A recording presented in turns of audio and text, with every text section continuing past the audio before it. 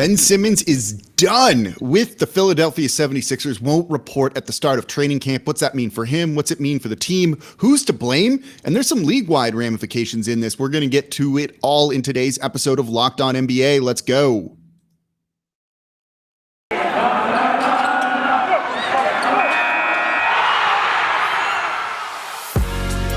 You are Locked On NBA, your daily NBA podcast.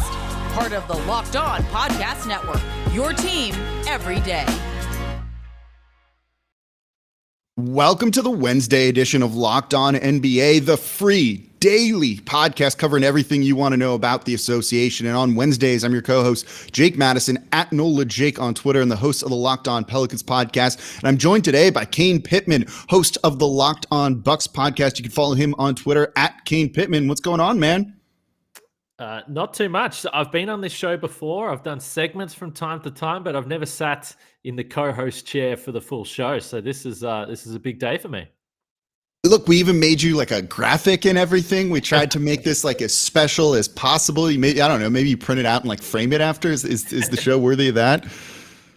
Well, it could well be. And we were going to do this last week. If people haven't heard Locked On Bucks or aren't familiar with me, you might pick up that I'm Australian. You did send a message through. It was in the middle of the night. By the time I got back to you, it was far too late for us to make it happen. So I'm glad you gave me a second chance. Of course, we had to have you on. And look, we got a good show today, right? Like, I love the NBA offseason because sometimes you'd hit this point of the year, right? And like, it would be kind of like pulling teeth to find things to talk about. And the NBA is just like the gift that keeps on giving when it comes to storylines. And we got the big one right now with Ben Simmons deciding he is done with the Philadelphia 76ers, won't report to them for training camp, basically saying, trade me now, otherwise this might get worse. So first and foremost, like this is a mess, right? Like this is just an abject disaster, in my opinion, I think, both for him and for the team. Well, the Sixers feel like they've been a little bit of a mess for a number of seasons now, haven't they? Despite the fact they've always been near the top of the East, there's been constant change with the roster, constant turnover. And I tell you, I blame Kawhi for this. I've mentioned this before, but if you go, and this is the perfect example of a sports team where one moment, one shot, one bounce of the ball can completely change the course of a franchise. And if you look at where the narrative sits with Ben Simmons now and think back to that team where they had Jimmy Butler, they're in a game 7. If they win that series, maybe they go on to win the championship. They probably do. Back. Right. They probably bring the team back, and none of this happens. So I blame Kawhi.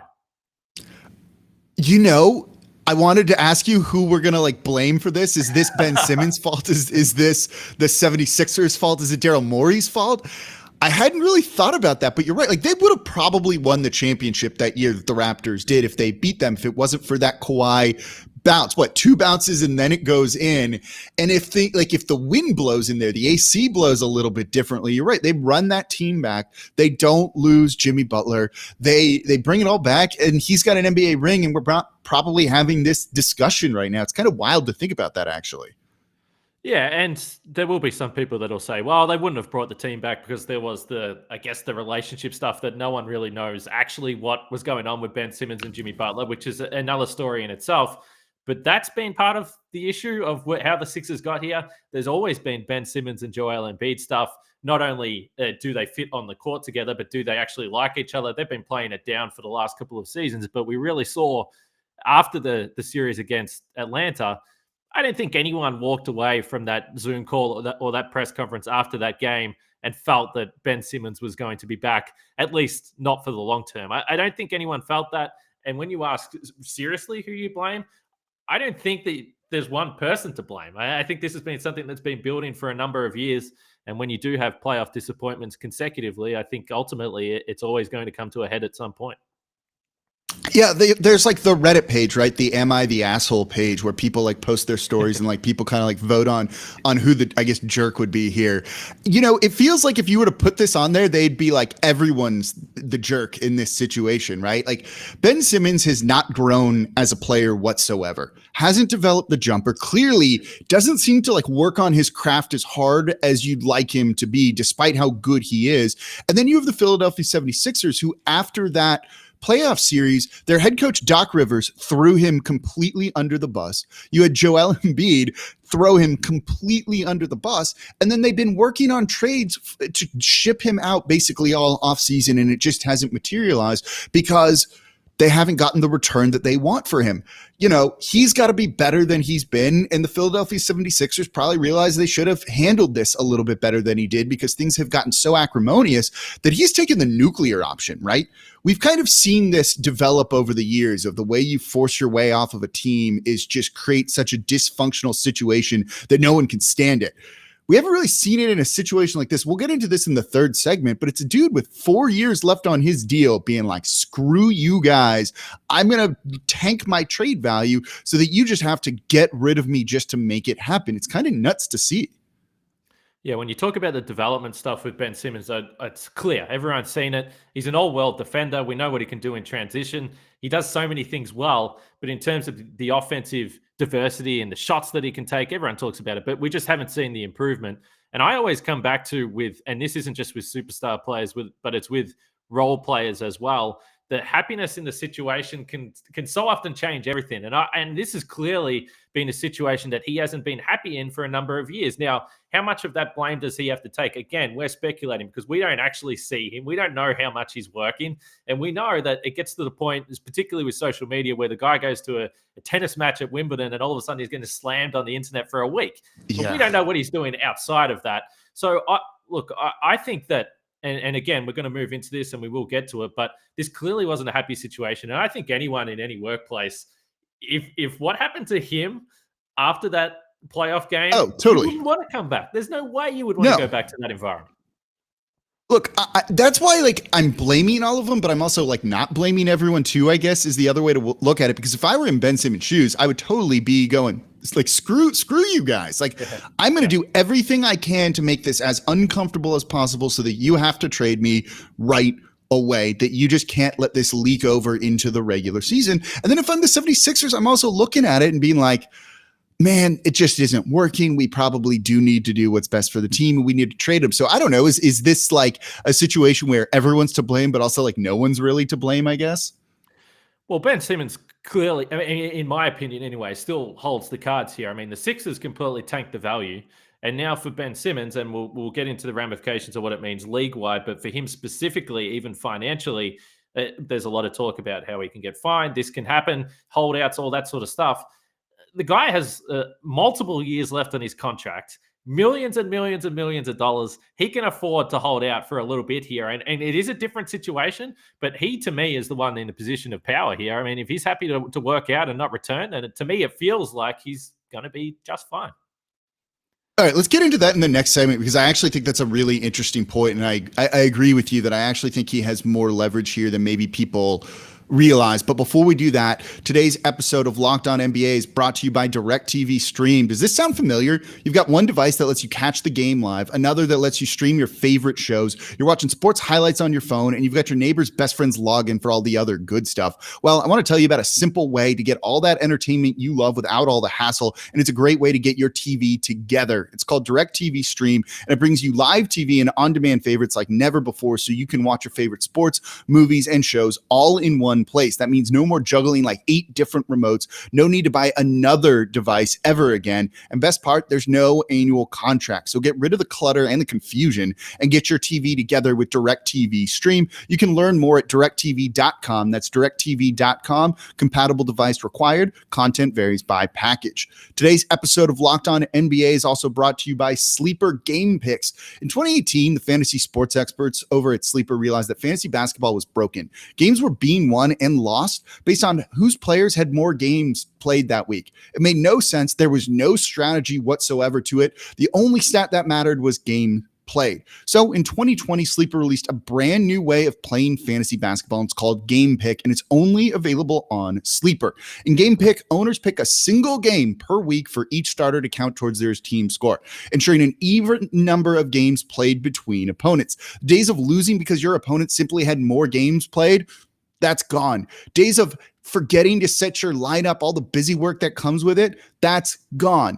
giving up halfway through the season because you're tired of dealing with all that busy work, that's done. In game picks, you pick one game per week for each player based on player matchups, home versus away, opponent's defensive ranking, pace of play, and more. And all that adds up to a much more strategic version of fantasy basketball without the busy work. Whether you prefer a redraft keeper or dynasty, Game Picks has you covered, and Sleeper cracked the fantasy basketball code. If you play fantasy football, if you prefer building out a weekly strategy versus daily busy work, you're going to love Game Picks. Download the Sleeper app and start a league with your friends today. You will not be disappointed. All right, here on the Locked On NBA podcast, again, the free daily show covering everything you want to know about the association, talking Ben Simmons and the mess that is going on with him in the Philadelphia 76ers. And Kane, you made an interesting point that you think Ben Simmons has the leverage in this, and I'm inclined to agree with you. Is it simply that Philly's trying to contend for a title right now, and they either need him or they need a replacement for him? Yeah, well, this to me is why this is such a disaster for the Philadelphia 76ers, because I don't think that they're looking at Joel Embiid, and I don't think anyone's looking at Joel Embiid, and this sucks, but it's also a reality. This is a guy that's had a lot of injuries through the course of his career, so I don't think that they're looking at Joel Embiid and saying, well, we got plenty of time here. We got plenty of time to waste. If we tank this season, we don't win a championship, we're not genuinely contending, it's totally fine. That's not the situation, and I don't think Embiid is going to be happy if they get a lower return in a trade and not a superstar caliber player or an all NBA caliber player, which Ben Simmons has been before. So that's why, to me, this is just the worst possible situation for Philadelphia, because they've tanked the trade value. And now Ben Simmons is saying, well, if you thought I was just going to come back and play and the team's going to be good and they're going to rack up wins and you can find a trade for me during the season, I'm not doing that. No, it's like not rehabbing. His value's at an all-time low, and that's where we're seeing kind of this stalemate, right? Like Daryl Morey, the master of value and all of that stuff, isn't going to accept what he thinks is a subpar offer for this player, and that's why Simmons is kind of taking this nuclear option of making things so bad that he's trying to force Daryl Morey's hand, and you have these two guys at a stalemate just kind of staring at each other, and we're waiting for one of them to blink. But one of them can afford to be a little bit patient, and that's Ben Simmons, as you said. He's got a lot of money. If they start fining him, he's probably going to be fine. Also, you got to wonder if Rich Paul's just tossing him that cash out of the clutch fund probably to like cover all of that, because he's following Rich Paul's advice on all of this. I don't think the money actually matters to him here. His contract's guaranteed. He's getting paid $30+ million. One half of a season basically is going to recoup all of that stuff. And look, he's owed about a quarter of his salary coming up, and that's $8 million. So I wonder if that's such an amount of money that maybe it changes the equation a little bit.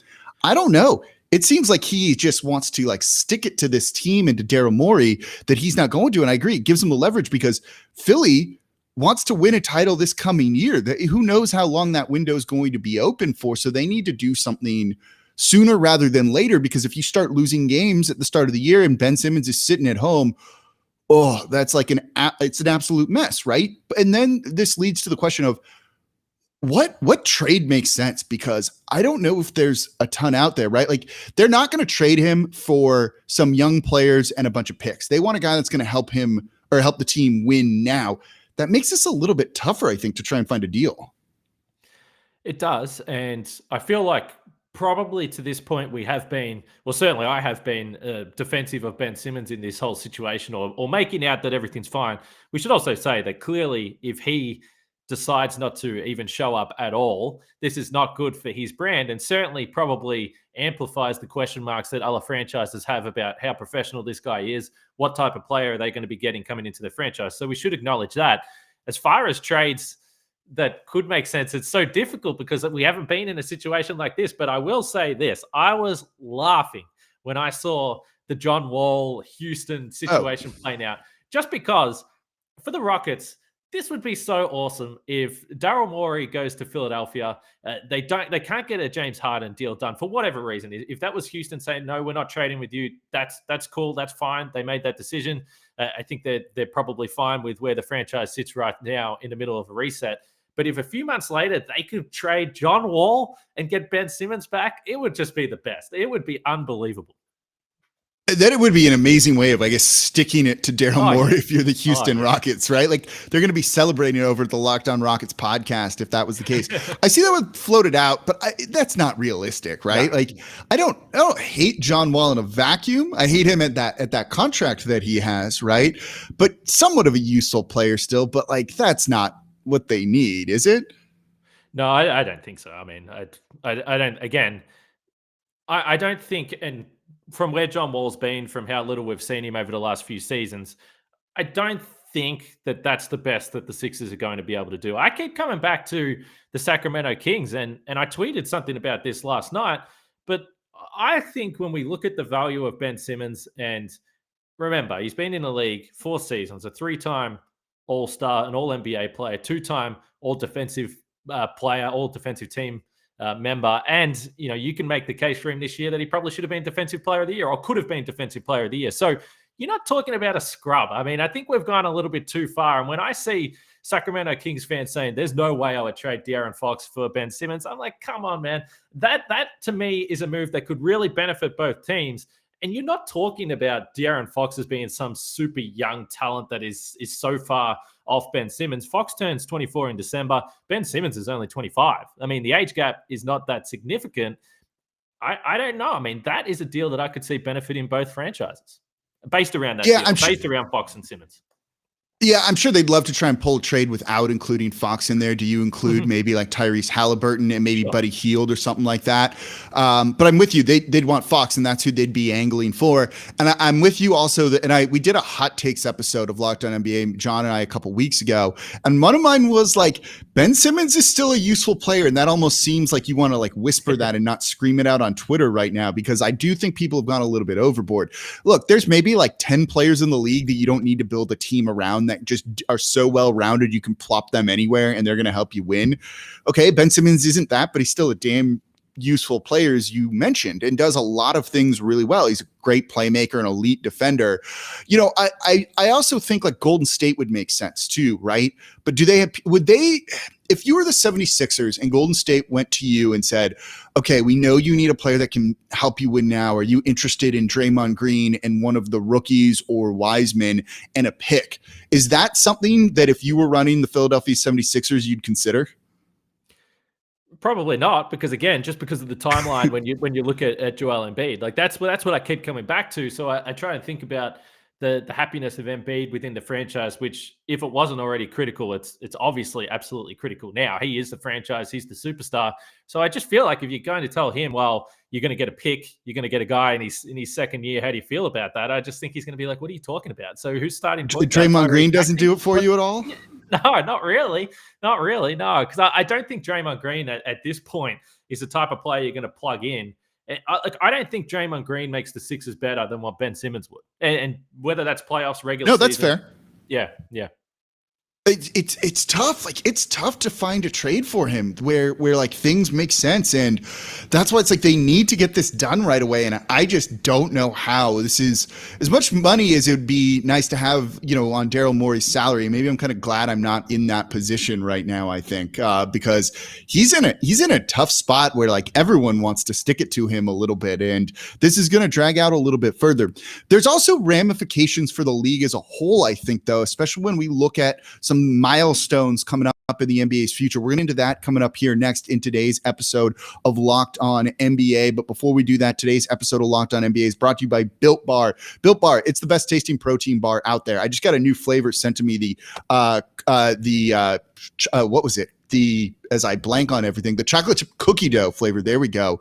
And it was delicious. Got to try that thing today. This is one of the better flavors that they have. All of their flavors are delicious. I love the strawberry, the salted caramel, the double chocolate. They're the best tasting protein bar out there. If you're eating a protein bar every day before or after your workout, maybe for breakfast, maybe for lunch, something like that, you may as well get the best tasting one, and that is what Built Bar is. And not only are they the best tasting, but they're healthy too. 17 to 18 grams of protein, calories between 130 and 180, so you're not wasting all the cardio that you just did. Only 4 to 5 grams sugar, only 4 to 5 grams net net carbs. They're all amazing, all tasty, all healthy. Plus, they have limited edition special flavors. If you can ever buy the coconut brownie chunk, you absolutely need to do it. So go to built.com and use promo code LOCK15 and you're going to get 15% off your next order. Again, that is promo code LOCK15 for 15% off over at built.com.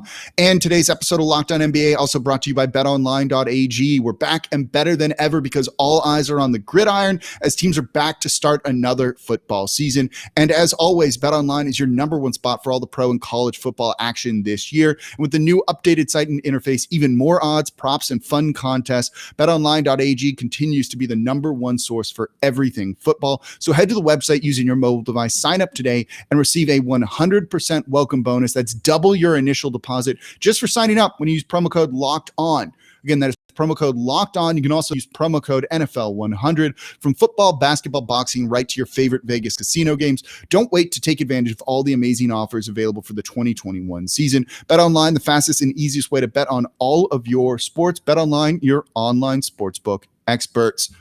All right, talking all things Ben Simmons today after the news that he won't report to the Philadelphia 76ers with Kane Pitman on the Locked On NBA show. So we talked about who's to blame, if you can really find a trade that makes sense and how much leverage Ben Simmons has. I think there's also some far-reaching implications of this. We've started to see this pattern of players make things dysfunctional, they force their way out, and they kind of go to their preferred destination. Anthony Davis tried it with the Pelicans, didn't happen immediately, but eventually got his trade to the Lakers because he killed any leverage that any other team could have, and they were the only option pretty much left there. James Harden kind of showed up out of shape, tanked the season, and made things so dysfunctional with the Houston Rockets that he got traded mid-season with basically 3 years left on his deal to the Brooklyn Nets. And now you're seeing Ben Simmons do this with 4 years left on his contract. They've got full team control. This shouldn't be an issue, but it seems like this is kind of the next evolution of this. So my question is, this has to be a bad thing for the league, right? Like I'm pro player empowerment and player movement, but this feels like we've reached a tipping point where like this is a little too far, and I'm not liking this situation.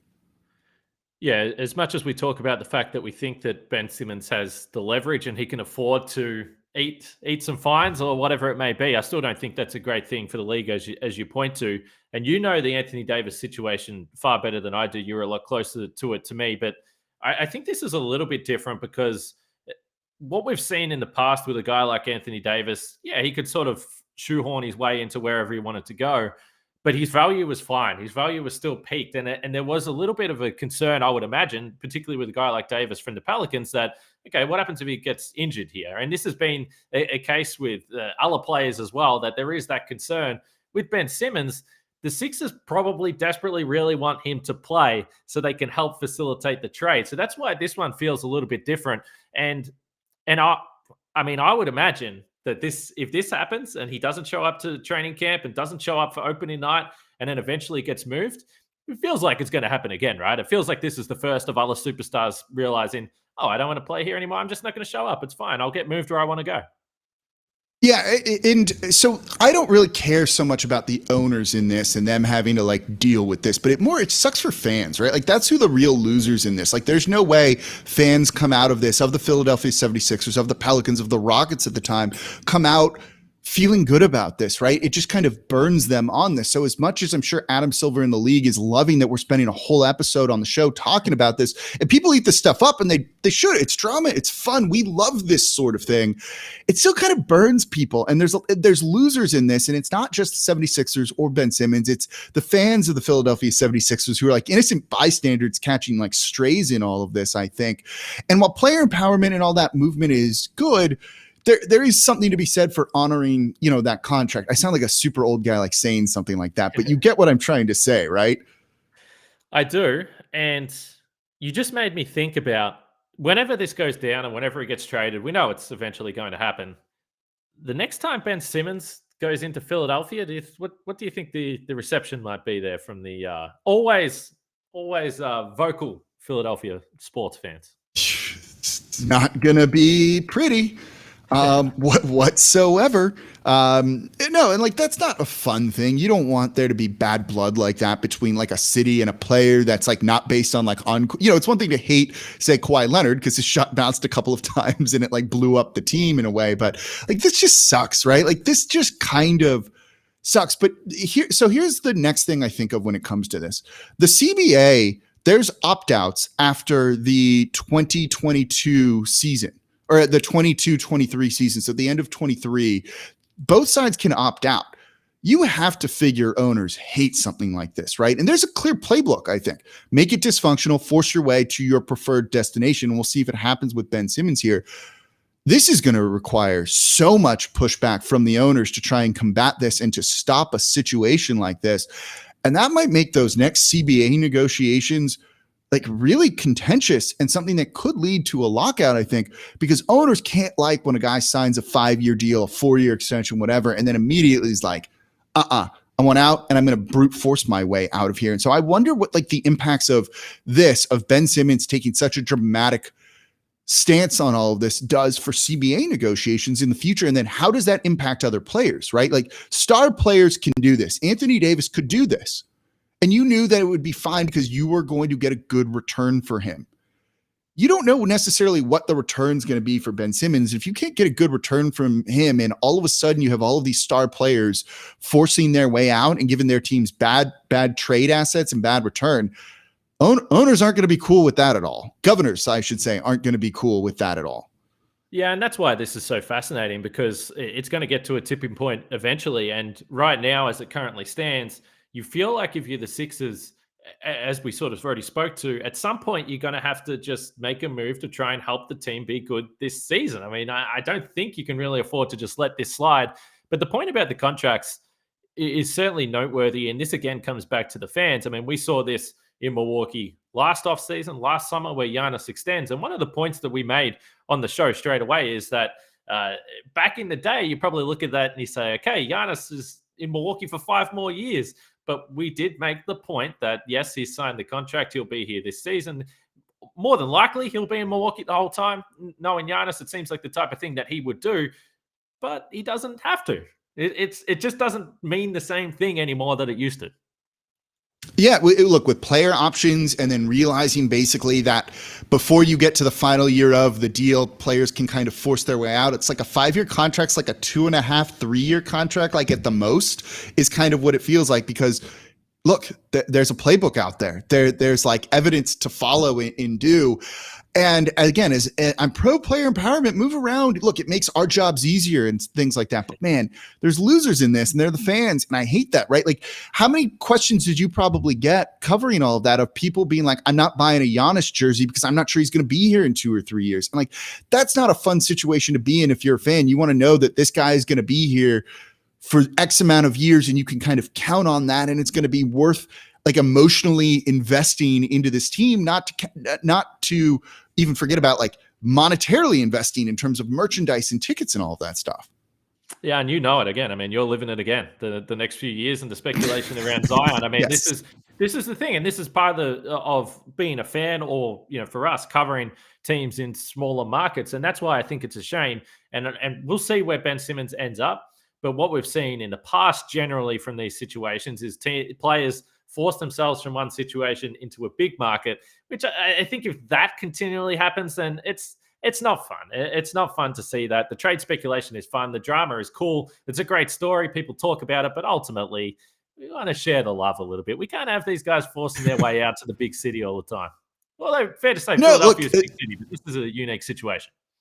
It is. It's actually very strange to see someone in one of the bigger markets trying to kind of get out of there. But I don't know if it's like a glamour destination like LA or Miami or New York is. And I clearly it's not, but also things, as you said, it's unique because things got really bad really quickly there. As we kind of covered in the first segment, we understand why. So I don't know. This is a storyline that I think is really important from a number of reasons. I think it has like long-reaching ramifications for the next CBA. I'm going to be very curious to see if they can figure out a trade and what the return is going to be, and does that impact other superstars? I don't know. This is one of those things that I think is like in a weird milestone for the end. We're going to kind of look at the league going forward, but for right now, we just got to kind of wait and see what's going to happen with the Ben Simmons situation. So that's going to do it for the Wednesday edition of Locked On NBA. Go check out the Locked On Bets podcast. They're at like 65% of their picks hitting over the past 7 weeks across all sports. Get in on that.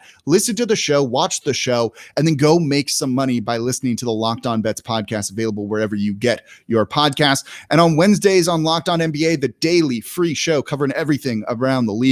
I'm Jake Madison, host of the Locked On Pelicans podcast. You can find me on Twitter at NolaJake. He's Kane Pitman, host of the Locked On Bucks podcast. Give him a follow over at Kane Pitman. And thank you all for listening. We'll be back with you all next week.